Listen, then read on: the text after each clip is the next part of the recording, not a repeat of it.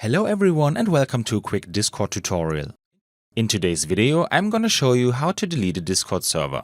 This is actually quite simple if you know where the function is hidden. First of all, two important pieces of information. First, you can only delete your own servers or those on which you have the appropriate admin rights. Secondly, this cannot be undone. That means once deleted, all data on the server is gone. So you should be very sure about it. But now let's start. For this, I first open Discord and see different servers here. This server is mine and I want to delete it now. How to do that? I just click on the server name and select Server Settings.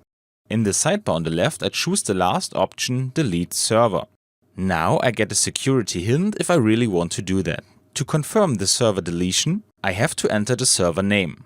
If you are unsure what the exact server name is, you can read it up here. So I enter the name and click on Delete Server.